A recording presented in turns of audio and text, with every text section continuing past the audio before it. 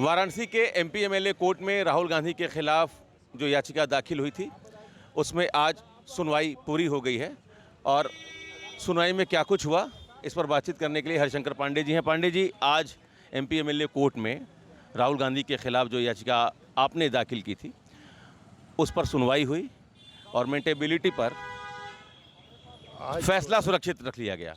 तो एक तो दो बातें हमको आपसे जाननी है। एक, जो आपकी भावनाएं आहत हुई, आपने जो याचिका दाखिल की वो कारण क्या था, और आज कोर्ट ने अपनी सुनवाई में फैसला सुरक्षित रखे हुए क्या कुछ कहा।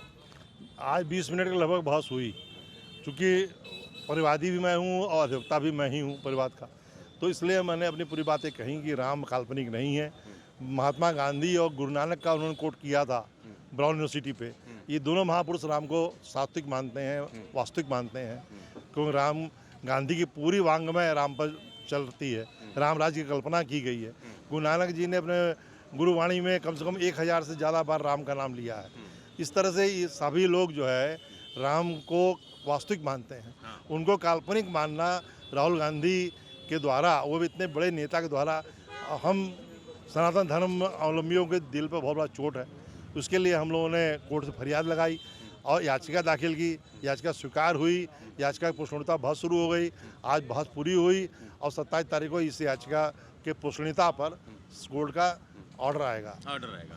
तो अगर फैसला आता है कि मुकदमा चलाया जाएगा, उस स्थिति में क्या कुछ हो सकता है? राहुल गांधी के लिए मुश्किलें कितनी बढ़ सकती हैं? कि नया जो प्रावधान है भारतीय नागरिक सुरक्षा अधिनियम, तो नागरिक सुरक्षा अधिनियम पहले सीआरपीसी थी, तो नागरिक सुरक्षा अधिनियम की धारा 223 ये कहती है कोई परिवार दाखिल होता है तो विपक्ष को पहले बुला लेना चाहिए कोर्ट के अंदर। तो विपक्ष को बुलाने के लिए कार्यक्रम 27 तारीख को होगा।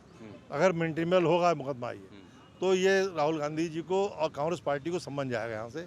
वो अगली तारीख तक आएंगे।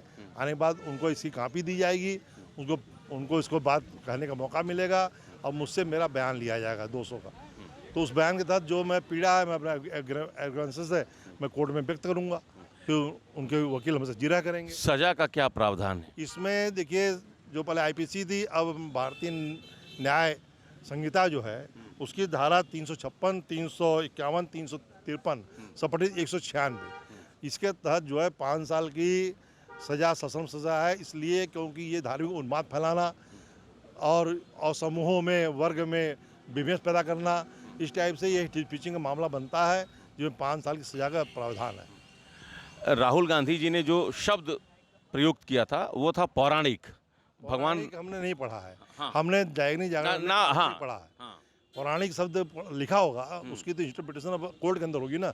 हमने जो पढ़ा है वो मैं अखबार की कटिंग भी लिया हूँ, तो उसमें लिखा है कि काल्पनिक लिखा है, साफ साफ लिखा है, मेन पृष्ठ के ऊपर लिखा है। उनकी तरफ से कौन कर रहा था बहस? उनकी अभी बहस नहीं शुरू हुई। अभी तो मेरी मेंटेबिलिटी बहस हो रही है ना।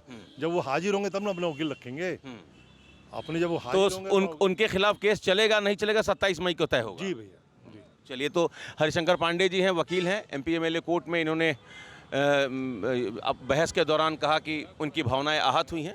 27 मई को उस पर फैसला आना है। 27 मई को ये तय हो जाएगा कि राहुल गांधी के खिलाफ इस मामले में मुकदमा चलेगा या नहीं। Amit Singh, TV9 UP, Varanasi.